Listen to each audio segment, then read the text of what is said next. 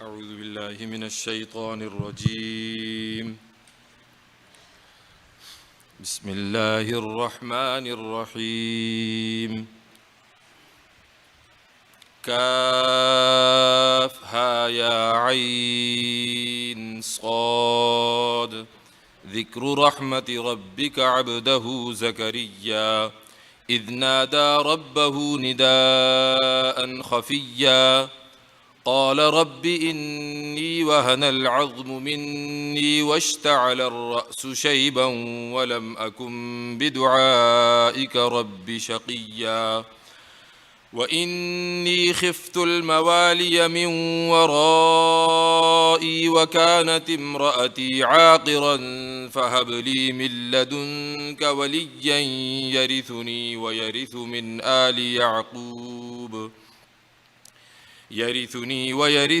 آل يعقوب واجعله رب رضيا.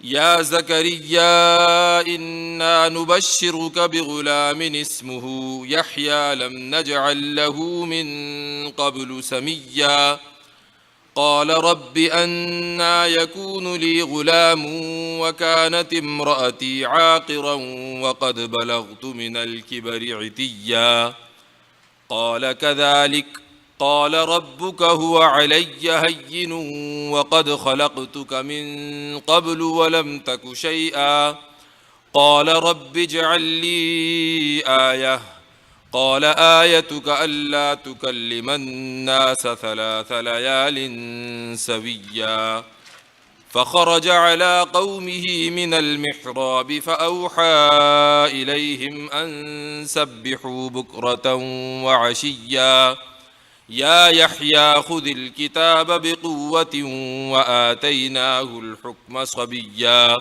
وحنانا من لدنا وزكاة وكان تقيا وبرا بوالديه ولم يكن جبارا عصيا وسلام عليه يوم ولد ويوم يموت ويوم يبعث حيا. صدق اللہ العظیم. الحمدللہ ثم الحمدللہ. آج ہم سورہ مریم سے سبق کی انشاءاللہ ابتدا کریں گے. مکی سورت ہے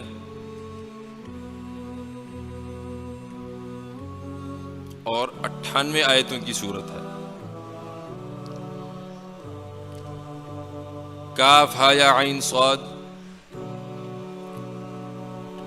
یہ آپ کے رب کی رحمت کا تذکرہ ہے اپنے بندے زکریا پر، جبکہ انہوں نے پکارا تھا اپنے رب کو چھپی ہوئی آواز سے. انہوں نے کہا تھا اے میرے رب، میری ہڈیاں بوڑھی ہو گئی ہیں اور میرا سر بڑھاپے سے بھڑک گیا ہے اور میں تجھ سے مانگ کر کبھی محروم نہیں رہا، اور میں ڈرتا ہوں اپنے بعد اپنے بھائی بندوں سے، اپنے خاندان والوں سے، اور میری بیوی بانجھ ہے. بس آپ مجھے اپنے پاس سے ایک کام اٹھانے والا عطا فرما دیں جو میری جگہ بیٹھے، جو میرا وارث بنے اور آل یعقوب کا وارث بنے، اور آپ اس کو ایسا بنا دیں کہ آپ اس سے راضی ہو جائیں. جواب دیا گیا اے زکریا، ہم آپ کو خوشخبری سناتے ہیں ایک لڑکے کی، اس کا نام یحییٰ ہوگا. ہم نے اس سے پہلے اس نام کا کوئی نہیں رکھا. حضرت زکریا نے فرمایا اے میرے رب، میرے لڑکا کیسے ہوگا حالانکہ میری بیوی بانجھ ہے اور میں تو بوڑھا ہو گیا ہوں، بڑھاپے کی انتہا کو پہنچ گیا ہوں. جواب دیا گیا، فرمایا ایسا ہی ہوگا.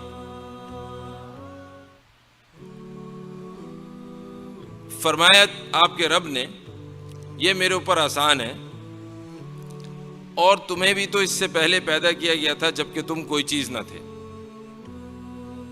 حضرت زکریا نے فرمایا اے میرے رب میرے لیے کوئی نشانی مقرر فرما دیں۔ جواب دیا گیا، فرمایا آپ کی نشانی یہ ہے کہ آپ 3 رات تک لوگوں سے بات نہیں کر سکیں گے تندرست ہونے کی حالت کے باوجود۔ پھر حضرت زکریا علیہ الصلوۃ والسلام نکلے محراب سے اپنی قوم کی طرف، پھر ان کی طرف اشارہ کیا کہ صبح شام تسبیح پڑھیں۔ کہا گیا اے یحییٰ اس کتاب کو قوت سے پکڑ لو، اور ہم نے ان کو بچپنے ہی میں حکم کرنا دیا، اور ہم نے ان کو شوق دیا اپنی طرف سے، اور صفائی ستھرائی دی، اور وہ پرہیزگار تھے اور اپنے والدین کے ساتھ نیک سلوک کرنے والے تھے، اور وہ ظالم نہیں تھے نہ نافرمان تھے، اور ان کے اوپر سلامتی ہے جس دن وہ پیدا کیے گئے، جس دن وہ مریں گے، اور جس دن وہ زندہ ہو کے دوبارہ اٹھائے جائیں۔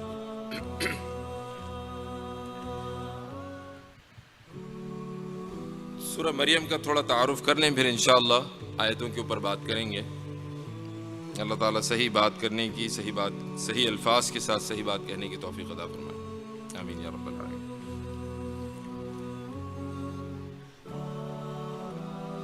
احادیث میں ایک قصہ آتا ہے مسلمانوں کی ہجرت حبشہ کی طرف، کہ جس میں مسلمان اپنے دین کو بچانے کی خاطر کفار مکہ کی طرف سے انتہائی ظلم اور جبر کے بعد، یعنی ظلم اور جبر کی داستانیں سن کے واقعی رونگٹے کھڑے ہو جائیں، بال کھڑے ہو جائیں، اور عجیب و غریب انداز میں ظلم کیا جاتا تھا۔ صرف فقیروں غریبوں کے اوپر ظلم نہیں کیا جاتا تھا، بلکہ جو مالدار، جو محنت کرنے والے لوگ تھے ان کے اوپر ظلم کیا جاتا تھا۔ جو عزت والے لوگ تھے ان کے اوپر بھی عجیب و غریب طریقے سے ظلم کیا جاتا تھا۔ ان کے اوپر ظلم کرنے کی طریقہ یہ تھا کہ ان کی جو ہے وہ بے عزتی کرنے میں اور رسوا کرنے میں وہ کفار مکہ پیچھے نہیں رہتے تھے۔ جو محنت کرنے والے لوگ تھے ان کے پیسے نہیں دیا کرتے تھے۔ آگے سورت کے آخر میں ایک قصہ آئے گا، ایک آیت آئے گی، خباب بن ارد رضی اللہ تعالیٰ عنہ کا واقعہ ہے کہ کسی کے لیے کام کیا، جب اجرت لینے گئے تو اس شخص نے کہا کہ جب تک محمد صلی اللہ علیہ وسلم کی نبوت کا انکار نہیں کرو گے پیسے نہیں دوں گا۔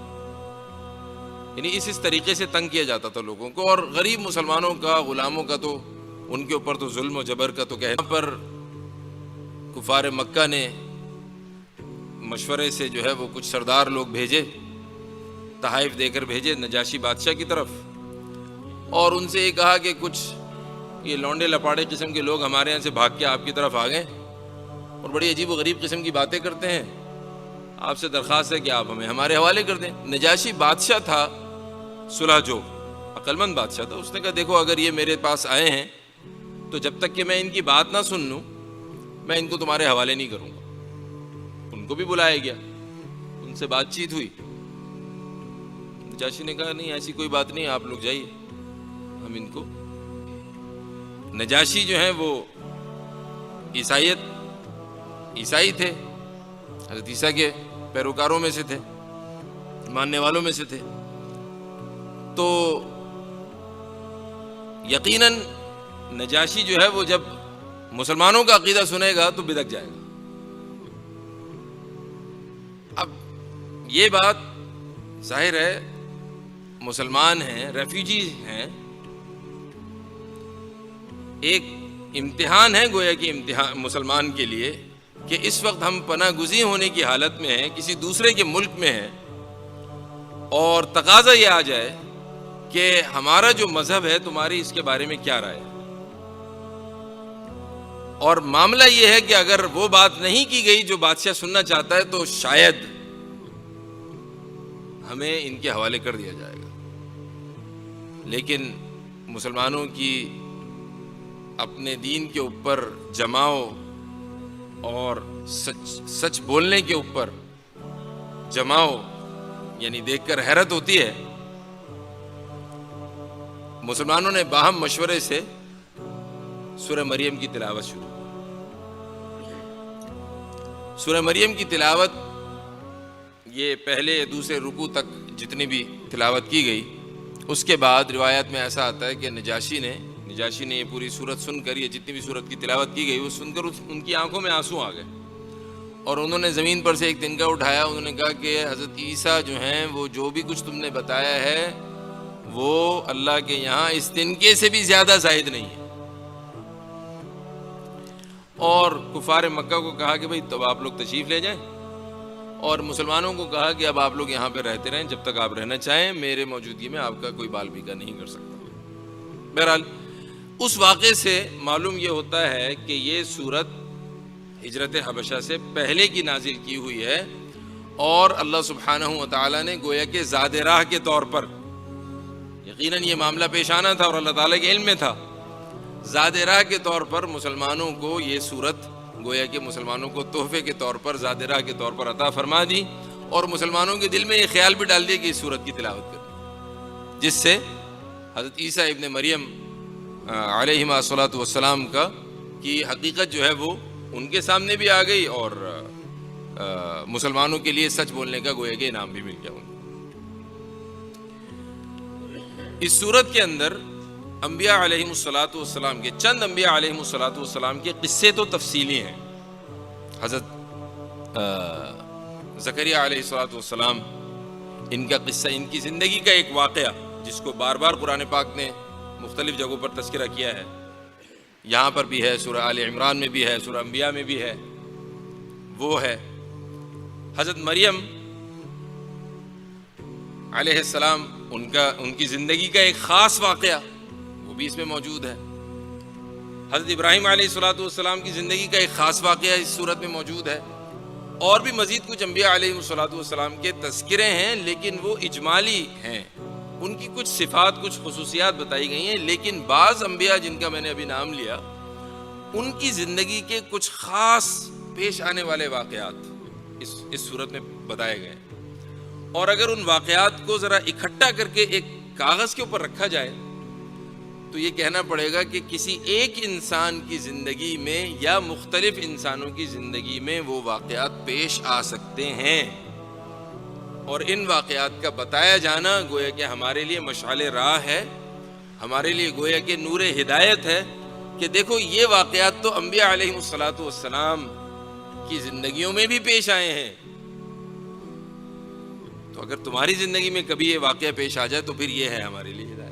حضرت زکریا علیہ الصلوۃ والسلام کی اولاد نہیں تھی، جوانی میں دعائیں کی ہوں گی خوب، بڑھاپے میں آ کے کسی خاص وجہ سے دعا کی، اس کا بھی تذکرہ آئے گا قرآن پاک میں۔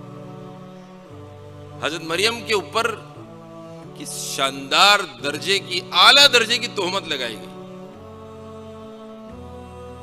خواتین کے لیے، مسلمان عورت کے لیے اس کی عزت سے زیادہ اہم اور چیز ہے ہی کیا؟ کیا حضرت مریم نے نہیں کہا یہاں پر آگے انشاءاللہ اس سبق کا حصہ نہیں ہے، اگلے سبق کا حصہ ہوگا، کیا انہوں نے کہا یا اللہ میں مری جاتی، یا اللہ میں بھولی بسری ہو جاتی؟ یعنی اس قسم کی جو ہے وہ ان کا مینٹل سٹیٹ یہاں تک پہنچ چکی تھی۔ حضرت ابراہیم علیہ الصلوۃ والسلام، کیا کوئی سوچ سکتا ہے کہ نبی کو اس کا باپ ہی گھر سے نکال دے اور یہاں تک کہہ دے کہ دیکھو میں تمہیں پتھر مار کر سنسار کر دوں گا، یہاں سے دفع ہو جاؤ؟ حضرت ابراہیم علیہ الصلوۃ والسلام کے ساتھ واقعہ یہی پیش آیا، صورت میں آئے گا آگے تذکرہ۔ ایک انسان کی زندگی میں یہ واقعات آ سکتے ہیں، ہو سکتا ہے کہ ہماری کوئی ضرورت ہو، ہمارے اولاد نہ ہو، اللہ تعالیٰ نے ہمارے حال ایسا کیا ہوا ہو کہ ہم کسی چیز کے ضرورت مند ہوں، لیکن اللہ تعالیٰ نے ابھی اس کو موقوف رکھا ہوا ہے ہمارے لیے۔ ایک کسی انسان کے اوپر، مرد یا عورت کے اوپر کسی قسم کا الزام لگ سکتا ہے جس کی وجہ سے وہ پوری سوسائٹی میں بدنام ہو سکتا ہے، اور حضرت مریم بدنام ہوئی۔ لوگوں نے پوچھا تم اخت ہارون ہو کر ایسا کام کیا، بچہ کس کا ہے، کہاں سے لے کر آئی ہے؟ ایسا نہیں کہ ایک گمان کی حد تک تھی، یہ جا کے چھپ کے بیٹھ گئی۔ حضرت ابراہیم علیہ الصلوۃ والسلام کو چھوڑنا پڑا، اپنے باپ کو بھی چھوڑنا پڑا، اہل وطن کو بھی چھوڑنا پڑا، اپنے ملک کو بھی چھوڑنا پڑا، چھوڑا. تو ایک انسانی زندگی میں یہ واقعات پیش آ سکتے ہیں، اور ان واقعات کا قرآن پاک میں تذکرہ کرنے کے بہت سارے، اللہ سبحانہ وتعالیٰ کی حکمتیں تو اس کی ذات کی طرح لامحدود ہیں، ہمارے لیے تو سبق ہی سبق ہیں اس کے. اس سورت کے شروع میں حروف مقطعات سے سورت شروع ہوئی ہے. اس کے معنی سوائے اللہ تعالیٰ کے کسی کو معلوم نہیں ہے، جس میں ایک تو ہمارے لیے یہی لیسن ہے کہ انسان چاہے علم کی جتنے بھی اعلیٰ مراتب حل کر لے تک پہنچ جائے، بعض علوم ایسے ہیں جن تک انسان کی رسائی کبھی نہیں ہو سکتی. ان میں ایک جو ہے وہ حروف مقطعات ہے. کر لے انسان جو کرنا ہے، کتنی آرٹیفیشل انٹیلیجنس بنا لے کوئی ہے، اس کا نہ معنی تلاش کر سکتا ہے، نہ اس کے جیسی کوئی اور چیز لے کر آ سکتا ہے. بہرحال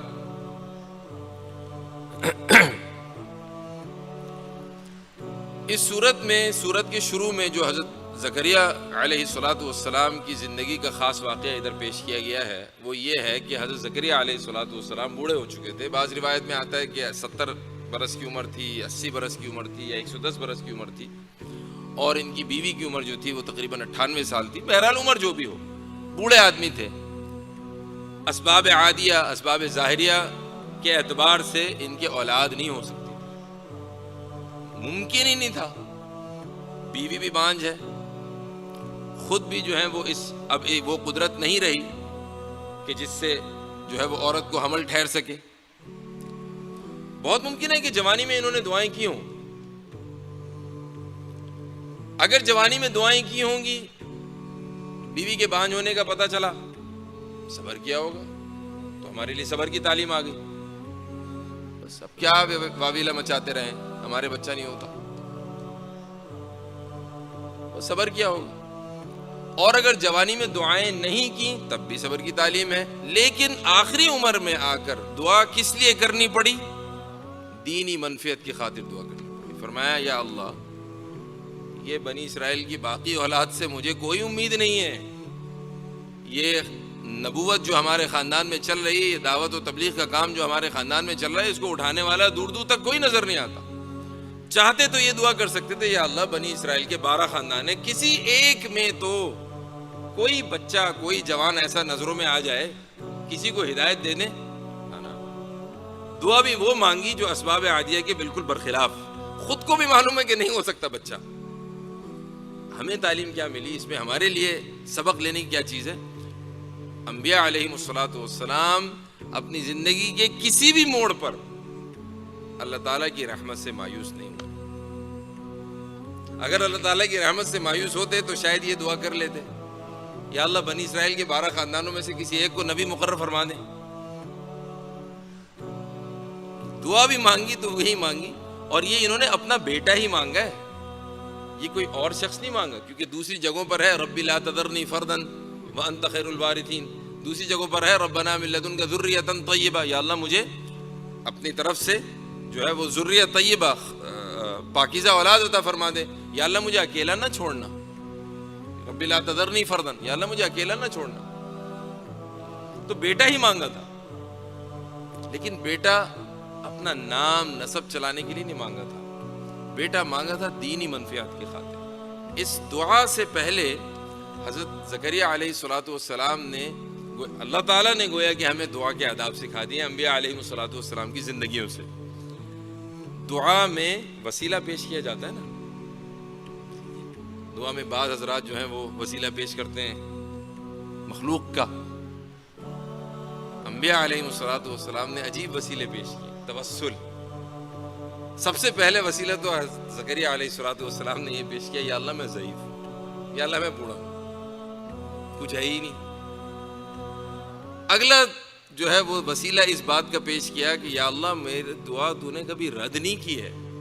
گویا کہ جب میں جوان تھا آپ نے تو میری جب دعائیں میری قبول کی ہیں، اور دعا قبول کر کر کے گویا کہ مجھے اس بات کا عادی بنا دیا ہے کہ اب تو دعا قبول کرتا ہی ہے. اب تو میں بوڑھا ہو گیا ہوں، اب تو میں محتاج ہو گیا ہوں، اب تو میں زیادہ ضرورت میں ہوں، تو کمزور بھی ہوں، کبھی آپ نے دعا میری رد نہیں کی.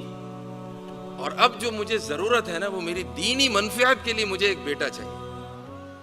مجھے وَإِنِّي خِفْتُ الْمَوَالِيَ مِنْ وَرَائِي، مجھے میرے بعد یہ بنی اسرائیل کے 12 خاندانوں میں سے کسی ایک میں بھی امید نہیں ہے کہ کوئی ایک شخص اس نبوت کے کام کو سنبھال سکے، تو مجھے ایسا بیٹا دے دے۔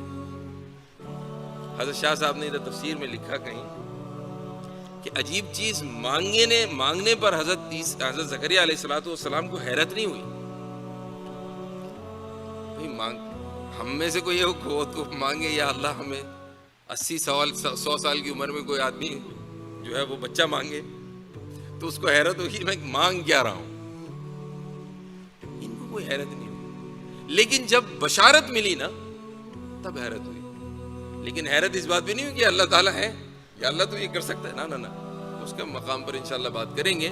یہاں پر ایک نقطہ، بلکہ آج میں کسی سے بات کر رہا تھا اس صورت کے بارے میں، تو جس سے میں بات کر رہا تھا اسی شخص نے یہ بات کہی کہ بھائی حضرت زکریا علیہ السلام کی جو امید اس عمر میں ہوئی تھی وہ ایک خاص وجہ تھی، وہ وجہ یہ تھی کلما دخل علیہا زکریا المحراب وجد عندہا رزقا، جب وہ حضرت مریم کے پاس گئے تھے تو وہاں پر بے موسم کے پھل دیکھے، تو اس وقت حضرت زکریا علیہ السلام کو آیا یار میں بھی تو مانگ سکتا ہوں۔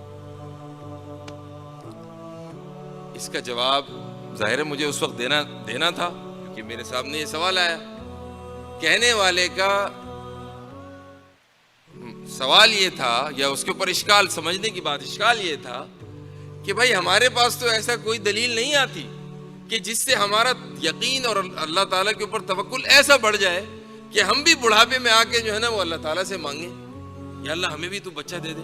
انہوں نے تو ایک چیز دیکھی کہ بے موسم کے پھل آ رہے ہیں تو ہم بھی بے موسم کے ہیں، ہماری بیوی بھی بے موسم کی ہے، اللہ تعالیٰ اگر یہ دینے پر قادر ہے تو وہ دینے پر قادر ہے۔ ہم کس بات پر یقین کریں؟ ہمارا یقین، ہماری امید کس چیز سے بڑھے گی؟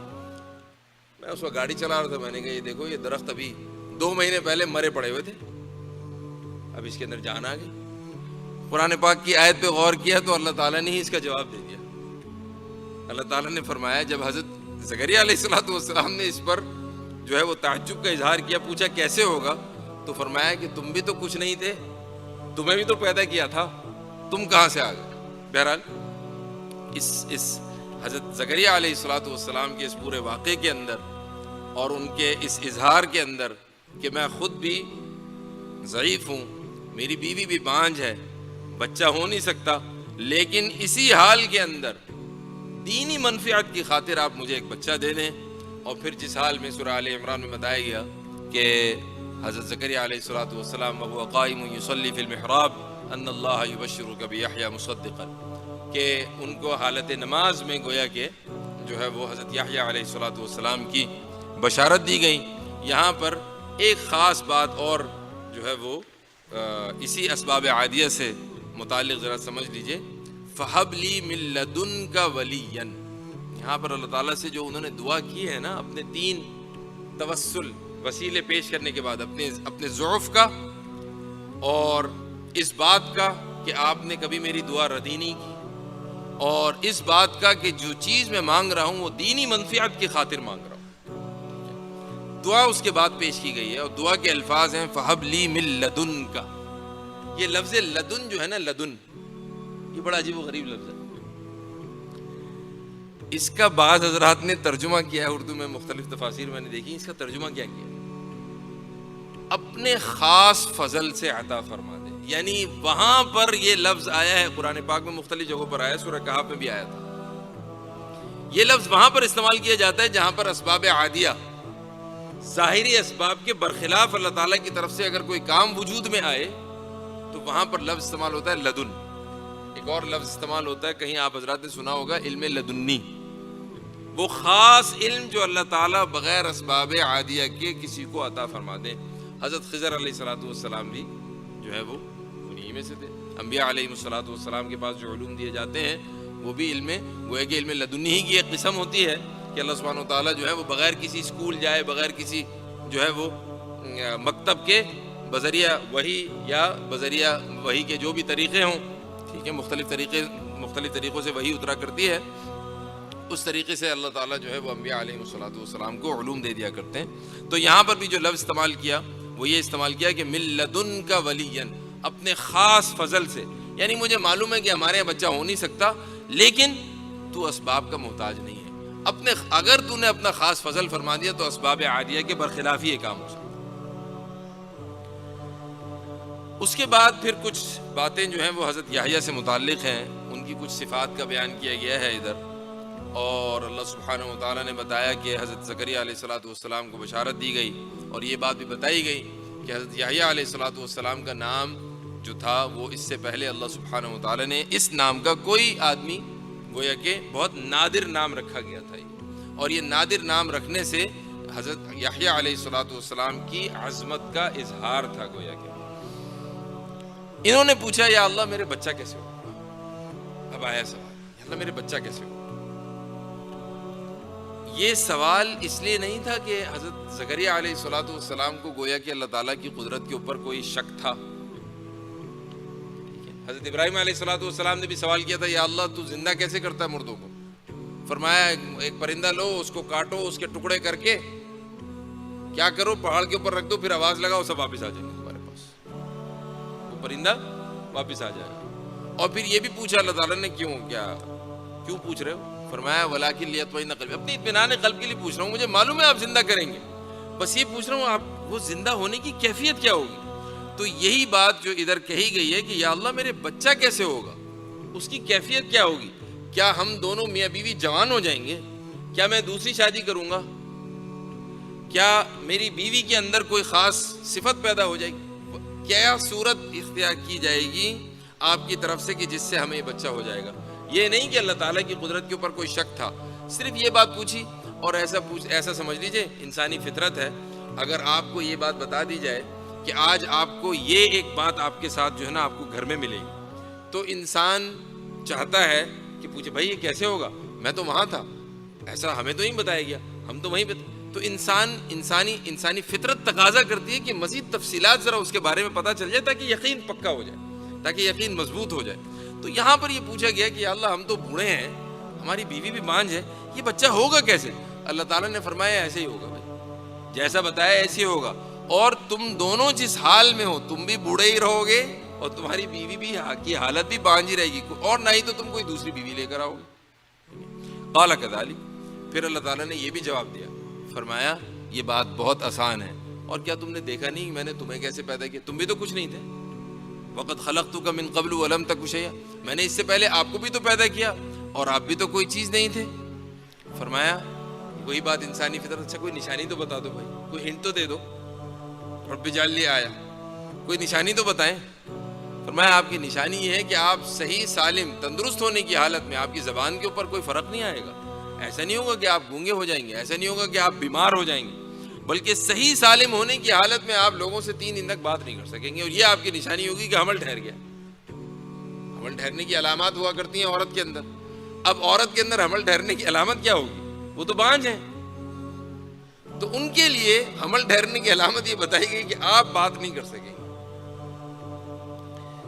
پھر ہوا یہ کہ اس کا واقعہ یہ پیش آیا کہ جب یہ نماز پڑھ کر باہر نکلے اور لوگوں کو جو ہے وہ اشارے سے ان کو بتانا پڑا، فَأَوْحَىٰ إِلَيْهِمْ، اشارے سے بتانا پڑا، لوگ گویا کہ ان کے انتظار میں رہا کرتے تھے کہ مسجد یا محراب کا یا ان کی عبادت گاہ کا دروازہ یا آئیں گے، کھولیں گے، لوگ اندر جائیں گے اور ان کی معیت میں یا ان کی اقتداء میں نماز یا عبادت کی جو بھی صورت ہوگی وہ ادا کریں گے، لیکن وہ پکارنے کے بجائے، بلانے کے بجائے گویا کہ حضرت زکریا علیہ السلام نے لوگوں کو اشارے سے بتایا کہ بھائی اندر آ جائیں اور صبح شام اللہ تعالیٰ کی تسبیح کا جو ہے وہ تسبیح کریں۔ پھر آگے حضرت یحییٰ علیہ السلام کی کچھ خصوصیات بتائی گئیں، اور بظاہر یہ خصوصیات جو ہیں یہ اندازہ یہ لگایا جا سکتا ہے کہ ان الفاظ سے کہ ادھر قرآن پاک نے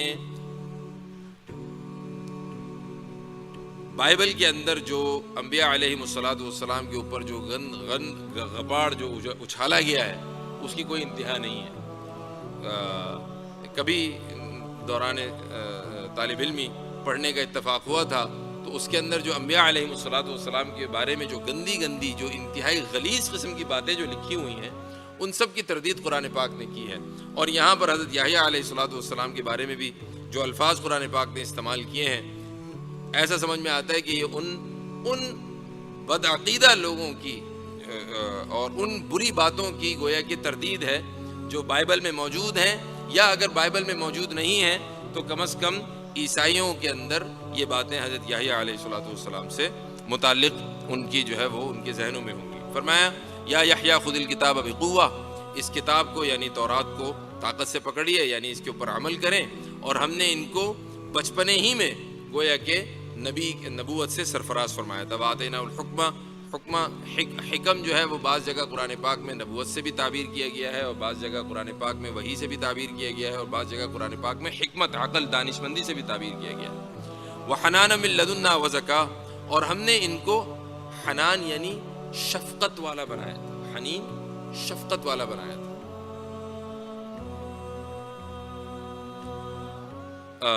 اور یہ بہت صاف ستھرے رہنے والے، یعنی ظاہر اور باطن کی صفائی میں یہ ان کو ایک اعلیٰ مقام دیا گیا تھا۔ یہ گویا کہ اللہ تعالیٰ نے حضرت یحییٰ علیہ الصلوۃ والسلام کی صفات بیان کی ہیں۔ وکانہ تقیہ، اور یہ خوب متقی بھی تھے، اللہ تعالیٰ سے ڈرنے والے بھی تھے۔ تفاسیر میں ان کے بارے میں ایسا لکھا ہوا ہے کہ ان کو کبھی گناہ کا خیال بھی نہیں آیا۔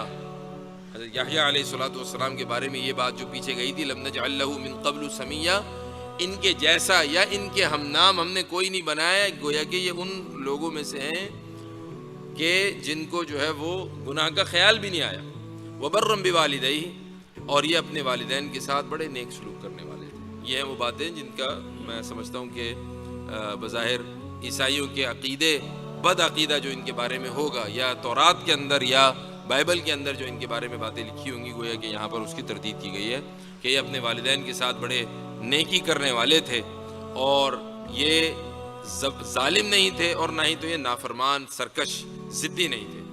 اور وسلام علیہ یوم ولد و یوم یموت و یوم یبعث حیا، اور سلامتی ہوگی، سلامتی ہے ان کے اوپر جس دن یہ پیدا کیے گئے، ان کی پیدائش سے لے کر ان کی موت تک، اور ان کی موت سے لے کر قیامت کے دن تک ان کے اوپر سلامتی ہی سلامتی ہے، یعنی اللہ تعالیٰ کی طرف سے ان کے اوپر کسی قسم کا کوئی مواخذہ، کسی قسم کی کوئی پکڑ نہیں ہوگی۔ یہی جملہ آگے حضرت عیسیٰ علیہ الصلوۃ والسلام کے بارے میں بھی بتایا گیا، قرآن پاک نے یہ بات بتائی ہے۔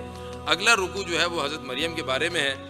جی تو میرا یہ چاہتا تھا کہ یہ تینوں قصے، حضرت مریم کا، حضرت زکریا کا اور حضرت ابراہیم علیہ الصلوۃ والسلام کا قصہ ایک ہی سیشن کے اندر کیا جائے۔ وقت نکل گیا ہے، وقت میں آدھے گھنٹے سے زیادہ لینا نہیں چاہتا ہوں، کیوں، اور وجہ اس کی یہ ہے کہ کسی بھی انسان کے اوپر ان کی زندگیوں میں ان حالات، یہ حالات جو بتائے گئے، جو ان انبیاء علیہ الصلوۃ والسلام کی زندگی میں پیش آئے، یہ کسی بھی انسان کی زندگی میں کسی بھی موقع پر یہ حالات پیش آ سکتے ہیں۔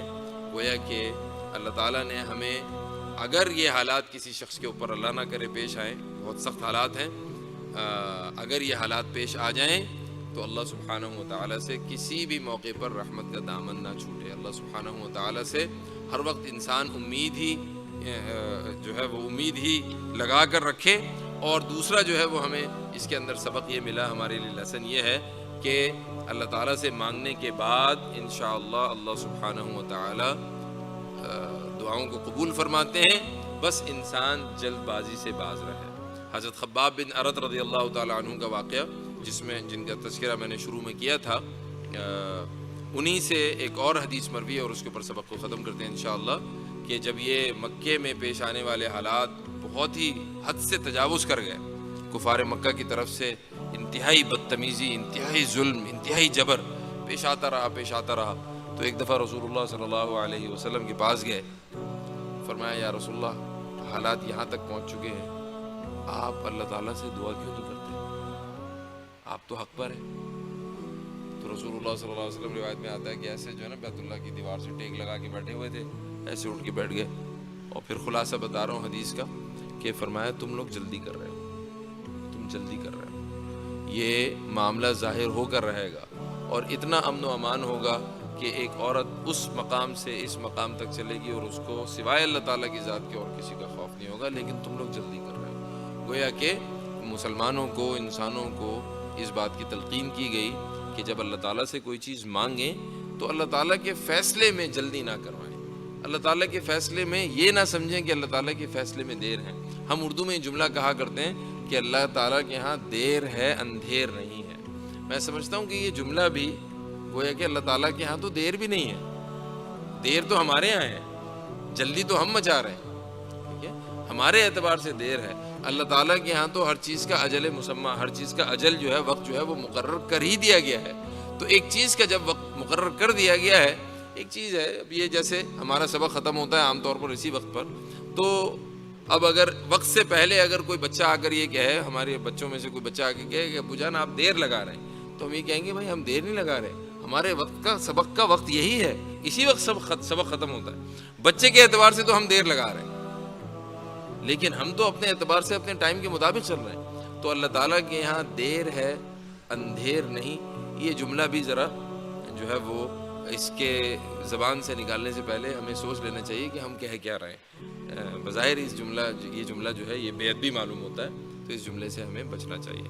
وآخر دعوانا ان الحمد للہ رب العالمین۔